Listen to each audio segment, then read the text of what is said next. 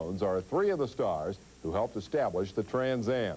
You'll see them all in this edition of the Glory Days. Team Cougar begins its quest for the Trans-American Championship at Daytona International Speedway, where the first of the 12 races is held in early February. National Speed Sports News editor Chris Economaki talks with Parnelli Jones about his Cougar. Congratulations, Parnelli, on winning a pole position. What kind of a race car is the Cougar going to make? Well, I think it's doing quite well. We're powered with a small 289 engine, and we still have a little more horsepower to get out of the car, and it seems to handle quite well. I'm real impressed with it. How are you going to drive it, as a sprint or as an endurance race? I think it's going to do some doing to keep the car together, and I'm just going to try to feel it out the first part of the race and try to make up my mind then. I like to run up front, but I might just back off. Cougar's biggest handicap at this early stage is its very newness. The Mustangs and some other cars have had years of experience on road and track to sort out any minor technical problems.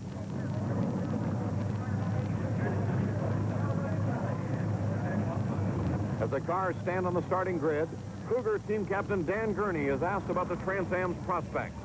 What about the Trans-American Sedan Championship Series as a circuit in the United States? Do you think it'll be successful, Dan? Oh, I think this is very much the beginning, and it's just going to mushroom. I think it'll be great racing. What do you think the big appeal is? Well, people can identify with the cars, and they are racing on road circuits, which is what the cars are built to run on, and the competition is going to be very close. This should be great. Jones and Gurney are on the front row of the 32-car field, but the competition is extremely close. The first 5 cars on the grid have run within 2 seconds per lap of each other in qualifying. Gurney and Mark Donahue's Camaro roar through the first infield turn together.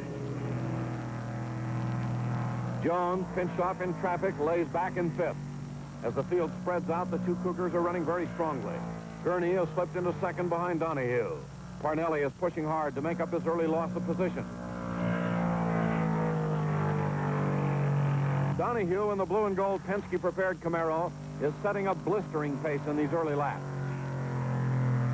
Jones, one of the most competitive drivers in racing today, is slowly closing the gap with Donahue.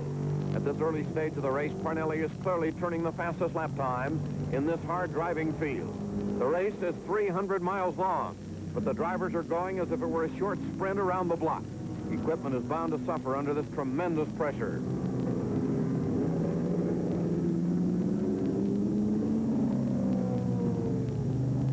Bob Tullius in a Dodge Dart is the only major competitor who seems to be saving his car in the hope that Parnelli and the other Chargers will overtax their equipment.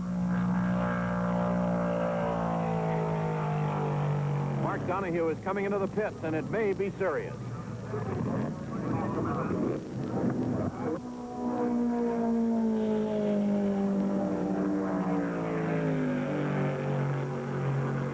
His ignition has been deteriorating rapidly, and he's going to have to call it a day. In a race like this, where the leaders are running flat out from start to finish, any unusual delay in the pits will spell disaster. Now Gurney is in. The trouble is a leaking valve cover gasket, which is spilling oil all over his engine. It looks bad, but whether he's finished is not yet certain.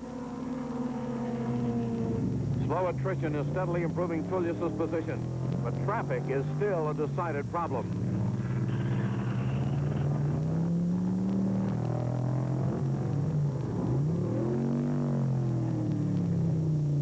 And Jones gets into the dirt. It will cost him a few seconds, which no one in this race can afford. Gurney is now out of the race. Challenger Jerry Titus has visited the pits 5 times to unsnarl a twisted fender which was cutting up his tires. And Parnelli's engine is beginning to fail. Tullius has moved into first with Craig Fisher and Walt Hain dicing for second.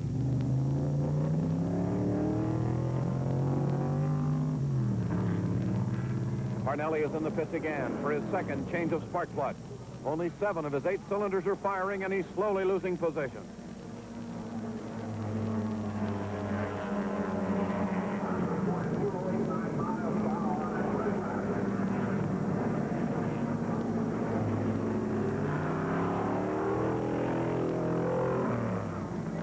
As the race heads into its last lap, Tullius is in the lead.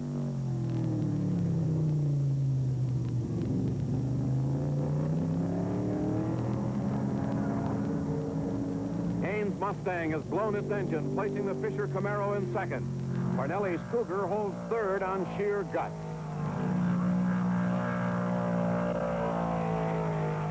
Tullius comes across to take the checkered flag and give the first Trans-Am victory to a tried and proven Dodge Dart. While he takes the trophy in victory lane, the thoughts of the Cougar team are already turning to Sebring, where 3 cars will be present to help solve the numberless little problems always encountered in turning a new design into a proven racing machine. If the new Cougar is to pose a serious challenge to the established cars, its mechanical preparation will have to be the finest available. The man selected to carry this heavy burden is the wily and experienced Bud Moore. A potent combination in Trans-American sedan racing this year is Bud Moore and Dan Gurney for Mercury Cougar. Bud, preparing cars much different for road racing than it is for the oval track? Sure is. It's quite a bit of difference. We're getting a good experience with these little Cougars on these road courses. You sure know how to pick your drivers, though. Oh, yeah, we've got some of the greatest. And here's one of them, Dan Gurney. Dan, you're usually in the big prototype cars for the Sebring race, but here you're in a Cougar. Is there much difference in the way you drive them? Not really, Chris. You try and do the best you can, and that's it. Can you keep your foot down all the way around in a little sedan like this, or is there a lot of more critical driving to be done? Oh, it's plenty critical. You arrive at some of the corners that are close to 150 miles an hour with it, and you've got to be careful what you're doing then. After Parnelli's initial outing at Daytona, what does he think of Trans-Am racing? Parnelli, you've been quoted as saying sedan racing is fun. Is it really? Well, I really think so. And first of all, I think the American production automobile is really suited for road racing. And I think that running all different turns and things like that really is a lot of fun, Chris. Driving the third Cougar will be a newcomer to the team, West Coast ace Ed Leslie. The time for talk is over. The time has come to go racing.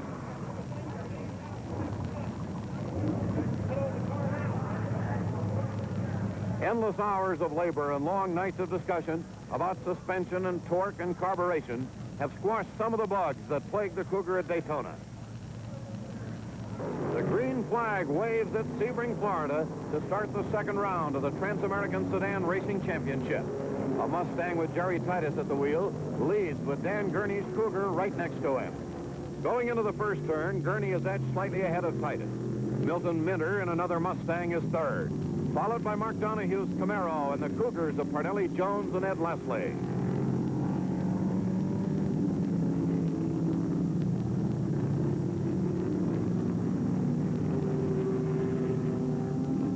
A slight skid by Gurney has dropped him back into sixth, running with Leslie and Jones. This gives the lead to Jerry Titus. He's been a racing journalist for many years, but only recently has he begun to show his truly impressive form as a driver. In second now behind the Mustang is Donahue's Camaro. A fine car and a very aggressive driver.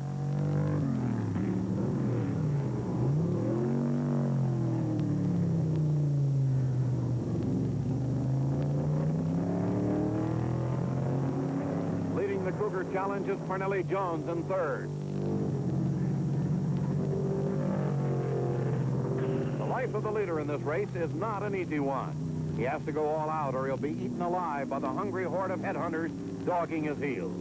Donahue is close, and the three Cougars are only a few lengths back, waiting for their chance. Titus is setting a fierce pace, lashing his Mustang around the course at maximum RPM.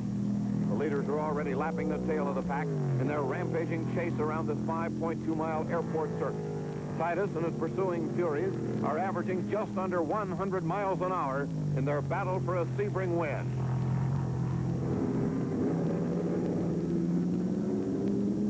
Now the Cougar attack is being spearheaded by Gurney as he slowly edges up on Titus. Titus has a small pad of distance on the questing Cougars, but the smallest mischance could wipe it out and change the picture entirely.